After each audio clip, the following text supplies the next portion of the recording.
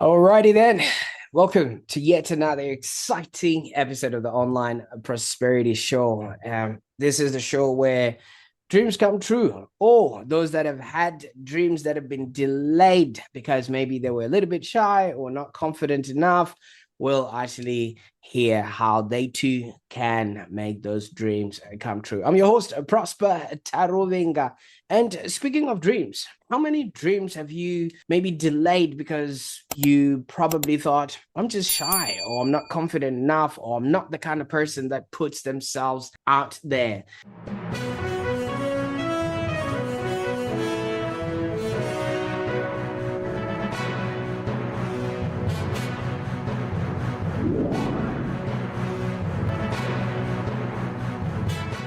Well, I'm here to tell you that our guest today is one person who has actually surprised herself, not only by being on the Online Prosperity Show today, but by other things that she has managed to do in her life. I would like to introduce Kelly Hamas from Little Ripple Coaching. Now, Kelly, welcome to the show. Yes, thank you, Prosper. Nice to be here. Absolutely. Well, the pleasure is all mine. For those that are meeting Kelly for the very first time today, Kelly is an engineer turned coach who actually moved halfway across the world and she rebuilt her life. And now she helps early career engineers become visible in a way that actually feels comfortable and authentic. And half of the time, you would notice that most people, might stop themselves from actually achieving a lot in life because either they are overthinkers or they're just quiet achievers themselves, or they secretly know that they're capable of more, but they keep getting in their own way. And I really know that so many people having this problem, and I know you're going to want to share this episode with somebody who's been doubting themselves lately. So make sure you're subscribed on the Online Prosperity Show before you do that, just to make sure that you do not miss out on any of these insightful conversations. Now, Kelly, I could go on and talk about things I'm not even qualified to talk about. Tell us about your journey. I mean, you did mention you started off wearing clogs and now you wearing thongs, the Australian flip-flops. Yeah. How did that happen? Yeah, that's a good question. It happened unexpectedly, I think, and as with a lot of things in my life, I think without a lot of planning behind it. I was working for an international engineering consultancy agency in the Netherlands, where I'm from, indeed, although I never actually seriously wore clogs, I think. My mom had some for the garden. But yeah, I have been working for them back in the Netherlands, I think, for about 3 years. And they happen to have a few locations here in the beautiful Australia as well. And they wanted to set up a similar team as the one that I was a part of here locally, with the idea to hire someone more senior and someone more on the business development side of things locally, but to bring over some expertise from the Netherlands, some like discipline knowledge. And they had actually been asking a few of my colleagues, but it was kind of a big commitment if you're used to living in a small, nice, flat country like the Netherlands to pack up your things and move literally across to the other side of the world.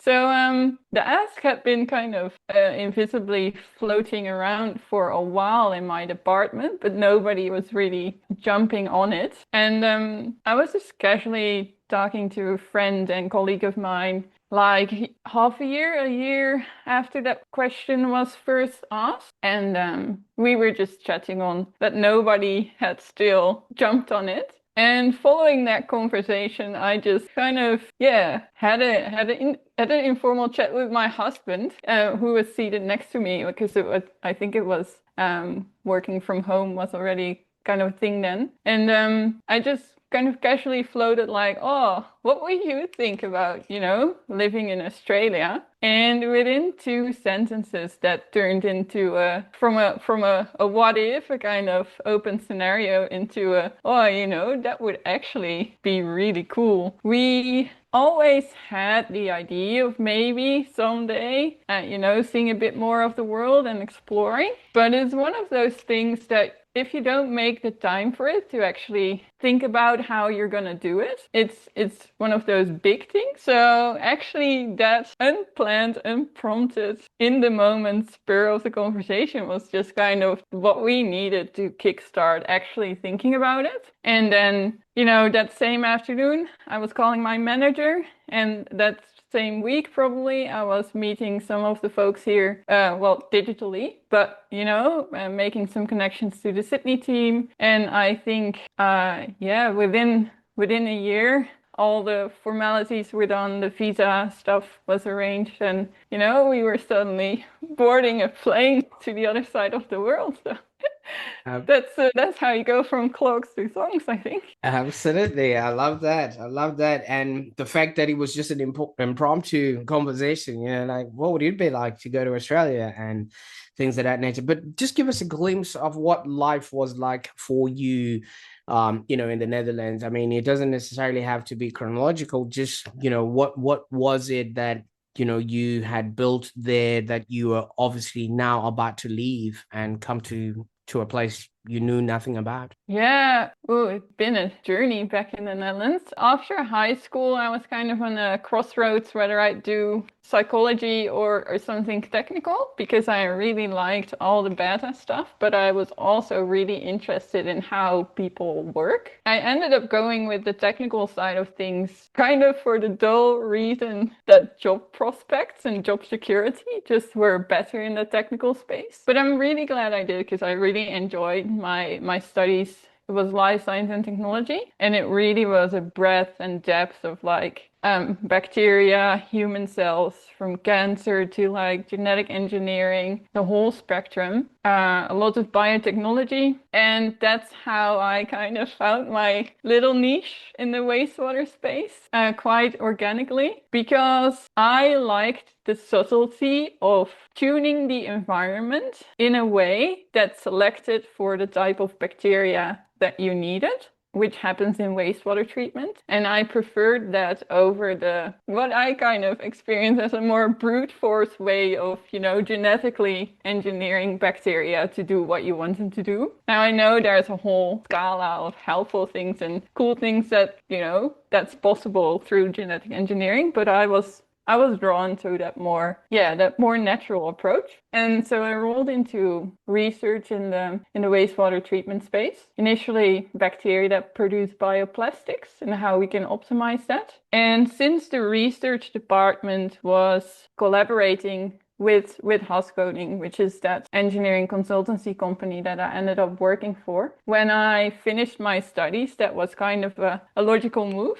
to move to that company into their industrial wastewater treatment team, basically. Yeah, that actually constitutes a bit of a journey through the Netherlands as well, even though that's a short journey compared to Australian distances.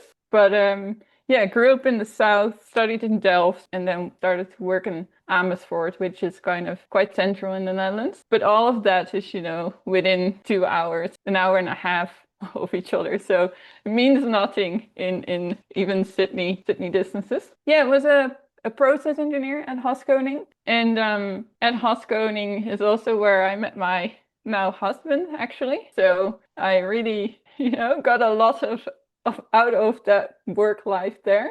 Yeah, we did advising and design for industrial wastewater discharges. So it's the Mars and the PepsiCo and the Coca-Cola, the whole food and beverage, but also chemical and all the other types of industries, each with their own interesting type of wastewater. We would know all about how to treat that in the best way so that it could be discharged, or even better, partially reused where possible. I was lucky enough that that employer had a young professional program, which allowed for development outside of technical skills as well, which I sorely needed, I would say. And yeah, I think that's probably where my self-development really got a boost, I would say. I'd always tried to push the boundaries of my comfort zone already back at university, but I was probably doing so in quite an inefficient and a pretty harsh way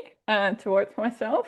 And starting with that young professional program and some peer coaching and coaching that was part of that, I started to figure out some gentler methods to challenge yourself and to grow yourself rather than this kind of, metaphorically bashing your head against a problem until you fix it. So that was really, really eye-opening for me. And that sparked my curiosity in, how I worked. So I guess I almost look back to, that's a fork in the road of psychology versus technical. And I was back in the space of, but this technical stuff that I'm doing in the workspace is amazing.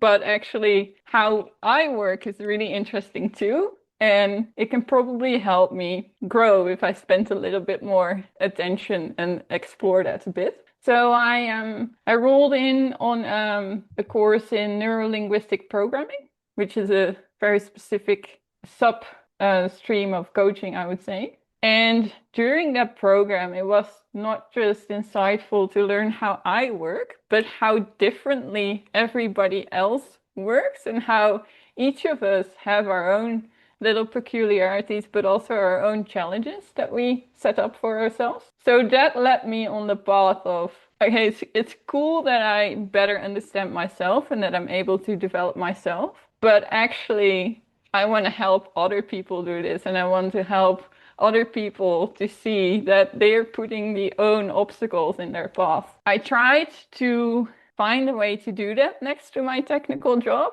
which is probably where a bit of frustration started to happen because I couldn't quite figure out how to marry the two. And then came along that opportunity with my employer to move to the other side of the world. So it was a kind of, not a stop in that personal development, but a different sort of personal development that happened around the move and preparation and how we were going to do it. I picked the thread back up here. So I enrolled in a different coaching study next to my technical job as process engineer here. And slowly worked my way to better skills, start working with people to build up hours and experience. And so my evenings and spare time were kind of just basically filled with upskilling, doing exercise in the coaching space, while I rolled on in that process engineering space professionally. And I guess the universe kind of conspired for me late last year when we received our permanent residency. So the requirement to be a process engineer on paper was lifted, and an opportunity for some a base load of work with an old client back in the Netherlands actually came up that just kind of kickstarted my idea of, if I ever want to do this seriously, actually make an impact on others and actually spread my ripple,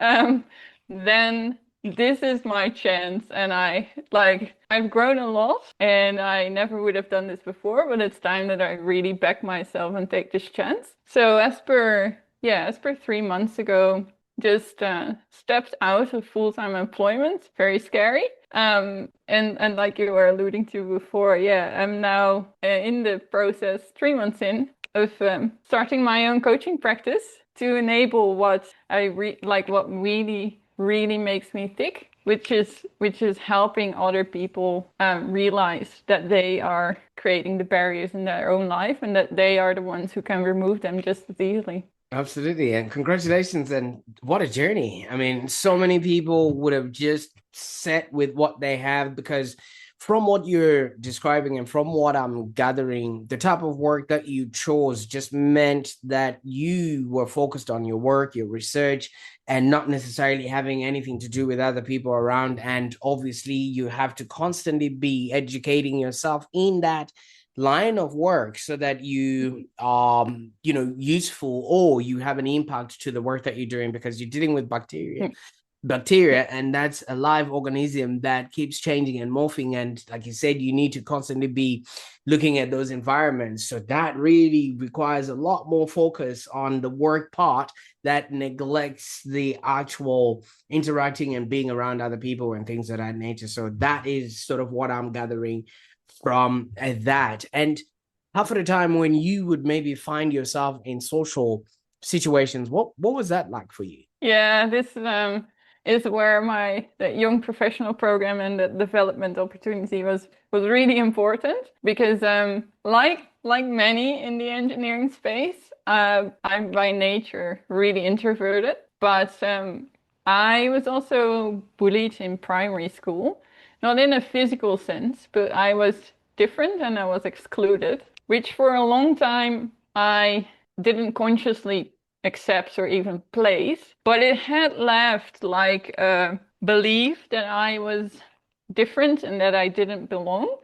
So if you place that belief in any sort of social context and just add the introversion and general shyness on top, it's not a great mix, and you tend to stick. If I even went in social situations, it would be close to food or close to some other way that you could look like you're there, but not actually participate because you would be eating or you would be on your phone or whatever. I always ended up struggling a lot, especially if other people were already engaged in conversation, because there would be a little voice in my head, basically saying, networking events, especially or social events, are for connecting with other people.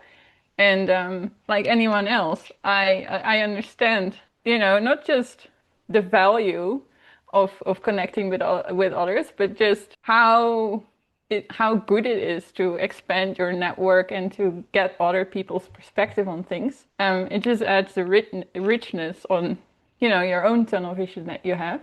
So I wanted to make more connections and I wanted to step up to groups, but it's if you already think you don't belong, the easy way out is to not try, because then at least you don't have to go through the pain of that kind of rejection and of that exclusion. So if you already exclude yourself up front, then it's not a good position to be in, but it's less painful than if others confirm that you don't belong.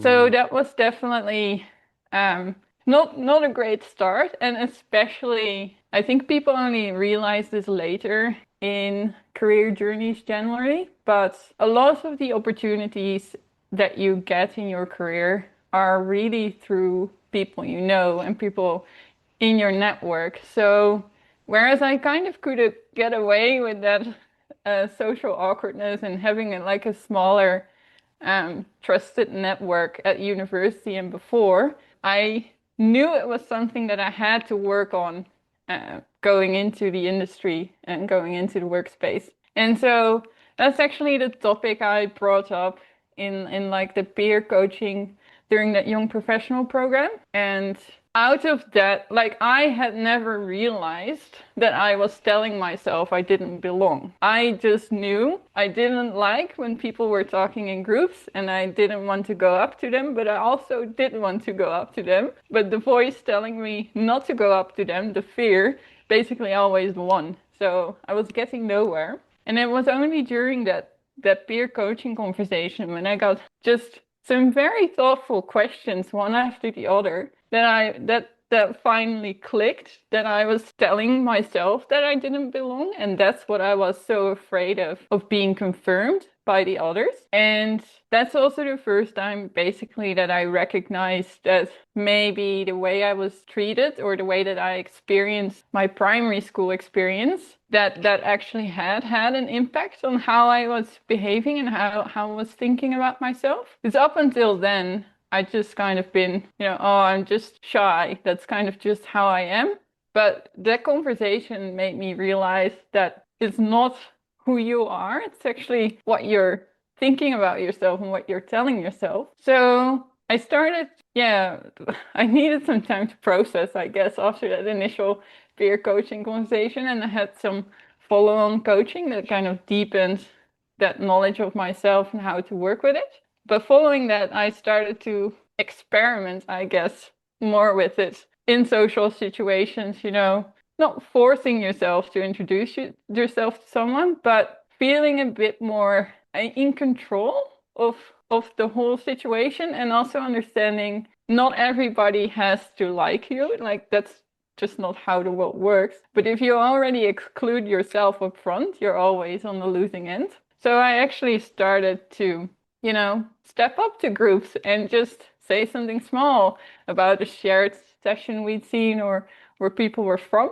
And when you actually start taking action, you quickly realize that what your mind is predicting is going to happen. It's way worse than what actually happens in reality. So that to me was a real eye-opener of the power of our own mind and the beliefs that we have gathered about ourselves. And if you know kind of what button to turn, that it can be quite simple, not easy, but simple to change your behavior and how you appear, even if you're introverted or even if you're shy. Like I'm still introverted, but I actually enjoy networking. Like crazy as it sounds, still can't believe it, but I enjoy it now. Like, yeah, and as part of building this coaching practice as well. I've never done so much networking as I have over the last 3 months, and it's just amazing to hear other people's journey in that time. And yeah, it's like my best days are the ones where I'm actually catching up with people that I don't know yet or that I haven't spoken to in years. And that kind of just reconfirms like you really are in control of what you tell yourself you can and can't do. And you can actually enjoy the things that you at some point in your life, thought you'd had to shy away from basically. Absolutely, and kudos to you. I mean, congratulations. Your networking has even got you a seat on the Online Prosperity Show. You know what I mean? Things Who would like have that. thought that? Absolutely. Now, there's something that you mentioned that you went on and you studied NLP. And in Yeah. NLP, there's something they call a pattern break. All right. And in your story, there's a couple of pattern breaks that I'm looking at. And I want you to maybe just give us a bit of highlight of what that sort of looks like for you. The first pattern break was when you moved from home and you went 2 hours away.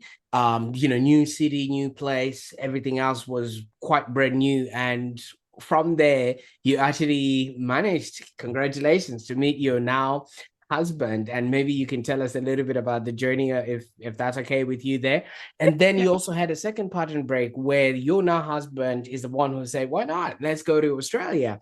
And this is also new town, new place. Yeah. We even Right. drive on a whole different side of the road here, and it's just completely different time zones and just a way of life and things of that nature. Now, when you move, can you maybe let us know what that sort of taught you about fear, about your own identity, and you had to reinvent yourself in all these places? Yeah, for sure. I think there's probably a few common threads, even though they may sound like very different types of moves, but I still think a lot of it comes down on one, knowing yourself and two, trusting yourself. When I kind of, as I said, I've always tried to kind of push my comfort zone and push those boundaries. So I think my parents have kind of always supported that in a way. They were, for example, when I went to my higher education, it was a level of education that they never had. So they were very clear up front, like, we support you doing this, but you're gonna have to do it. Like, we won't be able to help you.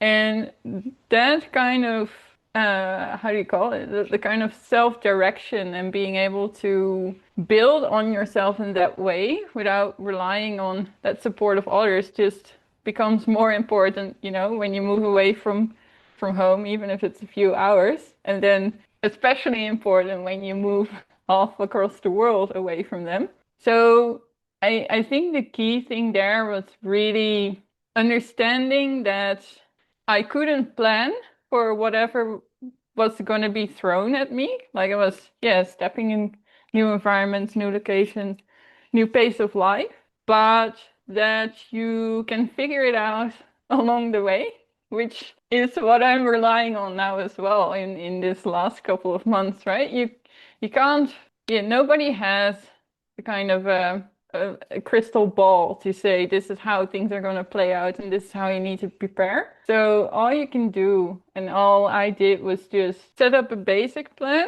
how you want to show up and what you value in life as well. That has always steered me in those decisions. And then kind of placing the trust in yourself that no matter how it's going to play out, that you'll be able to adapt to the circumstances, learn from the circumstances. I think that's a big thing probably to mention. Like, we have a lot of fear for failing. That's what I definitely, especially in those social circumstances, right? I would just completely evade that the failure that I was thinking was going to happen. But it's so important to fail because that's actually where we learn and where we can correct our course.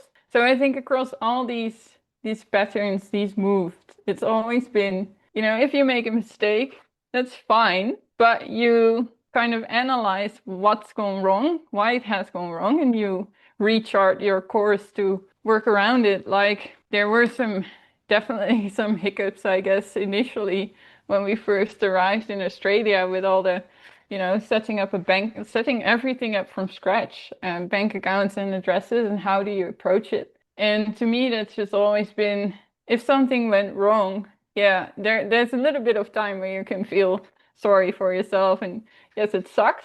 But if that's the phase that you stay in, then you're never going to take it forward. So I think that's that piece of self-awareness, learning from your mistake, and then, yeah, kind of dusting yourself off and trying again. And you can fail a couple of times. I was actually, when we moved here and I worked for the job here, I had completely different type of work actually than I was doing in the Netherlands.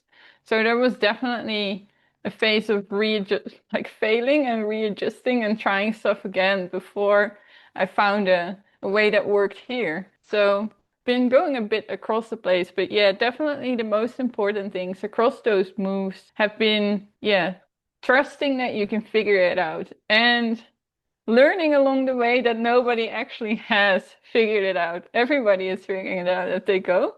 That takes off a lot of pressure for me personally, that everybody is just figuring it out.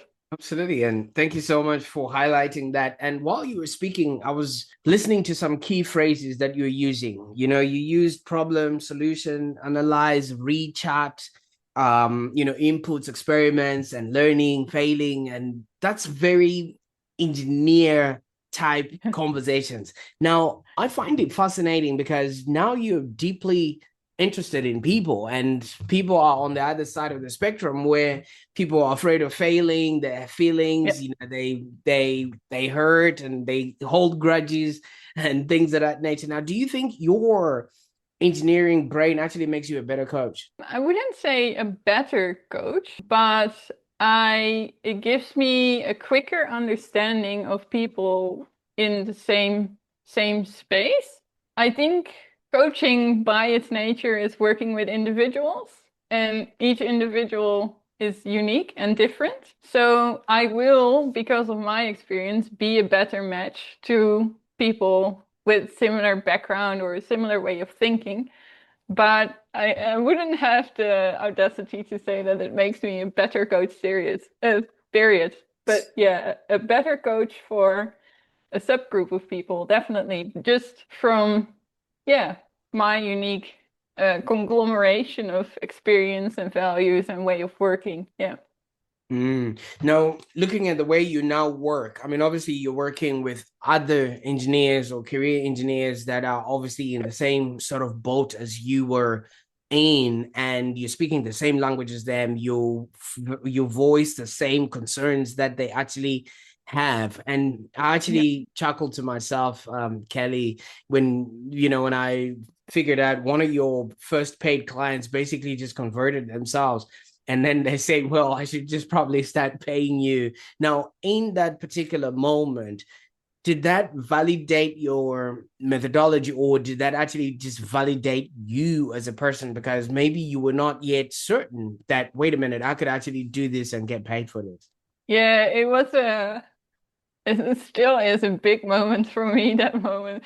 Um, they had actually, so I've been coaching them pro bono, and they had actually brought me a gift that day that I didn't know, but it was $100. It's just kind of a tokenistic appreciation already. And then I shared that I got ICF accredited, that I achieved my coaching certification, that I was now, um, from an independent point of view, had the basic skills. And yeah, that's when they kind of replied, yeah, I really should start paying you. Now I had have had a website up and running for a while now, probably was way too early with my website in the whole journey, but that's to the side. But I had some pricing ranges on my website, and when he asked what's your rate, I was just so unprepared for that whole question that I just kind of awkwardly had to Google my own website and kind of just showed him the possibilities because yeah, it was really a big moment to me that I just couldn't kind of fathom yet that I was at the point already where people valued what I was doing so much that they were willingly offering themselves to pay money before I'd ask. So that was definitely the moment, or well, after he left, I just kind of went to my husband and I was like, I can really make this work. And it's really like I'm really helping people to the point where they actually value it with money. So it was definitely, if that hadn't happened, I don't know if I would have felt ready, as ready to make the plunge as as a sole trader with my own coaching practice. But yeah, since then, a few others have already signed up, and it's like, yeah, it feels wrong still to some extent to get paid for something that I really love. And I know not everyone has that luxury, so it feels a bit that's still something I need to work on with myself. But at the end of the day, I'm also a human and I also have a mortgage and my groceries and I need to live. So I am I'm definitely still developing that business acumen and um, getting used to people paying for this. But at the same time, I mean I myself, but all the people I've worked with as well, it does add real value what I do, and that just keeps getting reconfirmed. So yeah, that was definitely and still is one of the most interesting moments in my coaching journey, probably. Yeah.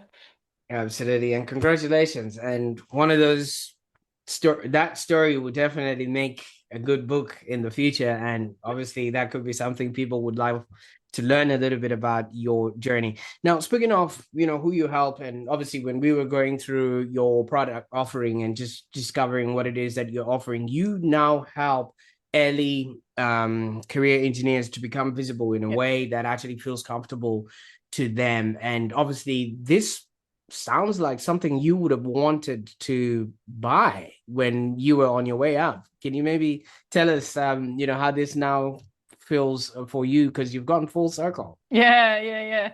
That's the beauty, I guess, of the sole trader pathway of setting up your own coaching practice. Like you can do something that you believe really makes a difference, and you are correct. To me, that's that early career space where, yeah, as I said, I was lucky enough at my employer to be gently nudged along the right track and get that opportunity to grow. But I don't think a lot of other young professionals are as fortunate.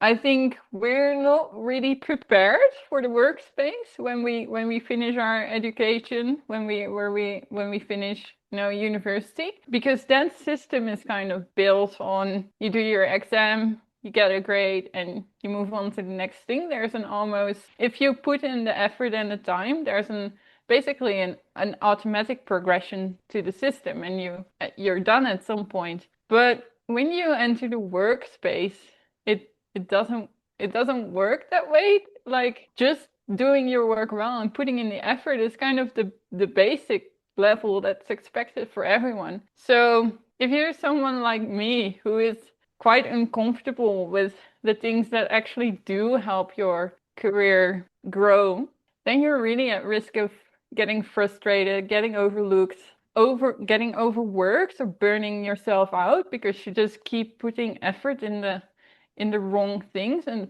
spending your time doing things that you think will get you ahead, but that actually end up not making a lot of difference.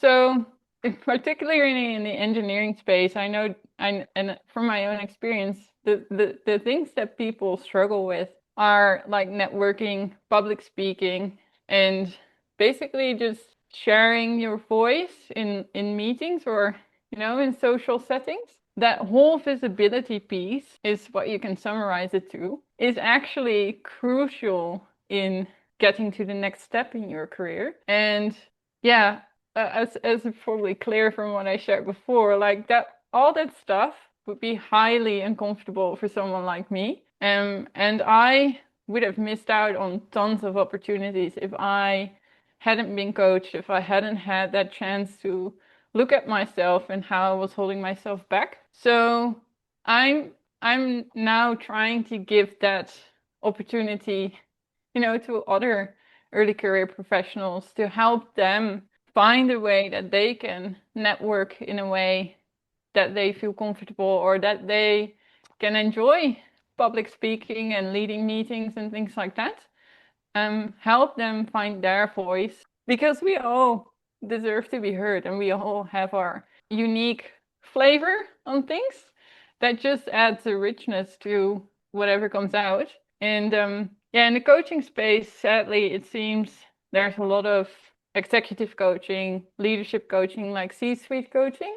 And it's great that that's there, but people miss out on such a whole boost to their trajectory to get there if you give them this help early on. So yeah, my mission again to do that, to spread that ripple so that they get the chance to actually see that it can be fun to be yourself and to share your opinion, even if you think it's not for me. Absolutely. And thank you so much for opening that line because, like you said, so many of these career engineers are being missed out, or they're missing Yeah. out on the kind of coaching that would actually help them. And knowing how most engineers think, they just think that they're there to solve problems, but eventually they actually start thinking maybe they are a problem to solve because they can't connect and things of that nature. So you know what I actually think? I don't think you help people become confident. I think you help people to stop treating themselves like a problem to solve. And that in and of itself is very important because once somebody doesn't feel like they're broken, that they need to be solved, they just don't have the knowledge yet in order for them to be, do, and have a happier Yeah. existence, which also means being confident when they're out there so they can have the best quality of life. So besides just coaching them, you're literally giving them back to themselves.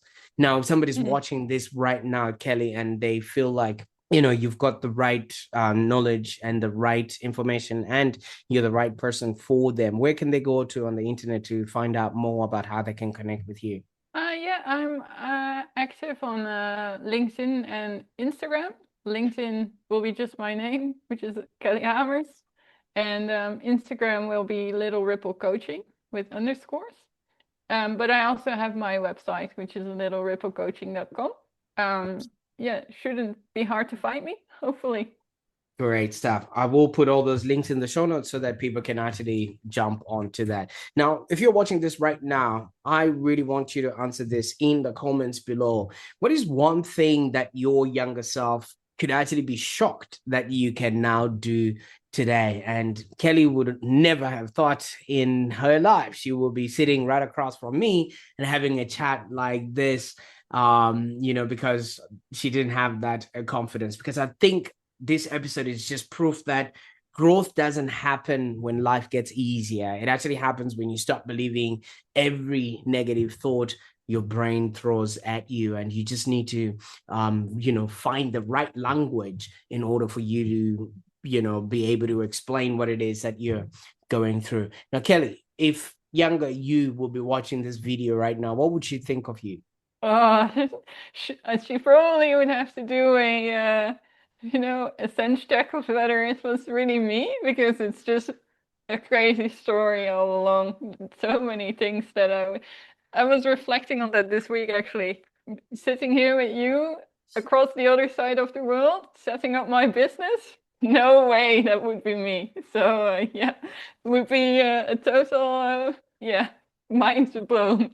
Absolutely. And there's one thing that other people also might not have an awareness of, okay? Because I think there's a statement that you say that we all seem to be put together, but we never know what's happening behind somebody's eyes. So for those that come across people that are quite introverted, and maybe those people that are hanging around the food table or don't quite start conversations and feel very intimidated like you were, what would you tell them to do so they can become an ally to people like that? I guess, yeah, to me, it starts with be kind to yourself, because I used to exacerbate the situation by hammering myself down after a failed networking event that I once again hadn't managed to do what I wanted to do. So that's just adding more pain on top of already pain. So be kind to yourself. And as you phrased it before, you're not a problem to solve. So I think that's a good mindset to have. And be curious is the other. So what are you actually really afraid of happening, or what is someone afraid of happening? And I mean, if you see someone floating around as a wallflower, not really engaging, they probably want to. So what always helps is, stepping up to them and helping them in. But in the end, they'll have to have the realization of their own that it's not so scary. Absolutely. Now, I really, really appreciate the time that we've spent today. I mean, obviously, your journey from wastewater management to helping people, clean the waste stories in their heads is just remarkable. And yeah, I can't wait to see what you're going to do with this. I know you're very, very early in your journey, and we caught you right at the start. And as I said, you'll be looking back at this at this video and saying, oh my God, Yeah.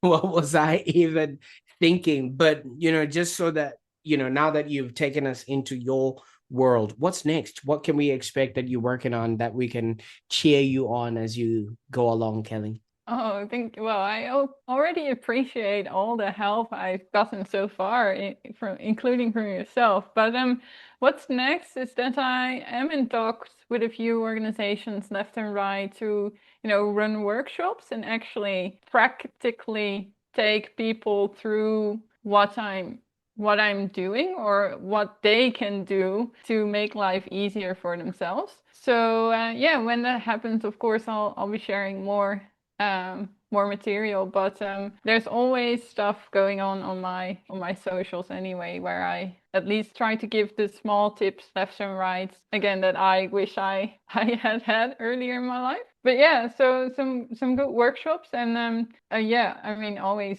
looking forward to collaborate with many other people. So yeah, hope that's going to happen too. I can't wait to hear that and celebrate with you at the end of it all. Now, thank you so much for the time that you spent with us on the call today. I mean, your life story and your experience have so much value for so many people that think they're broken.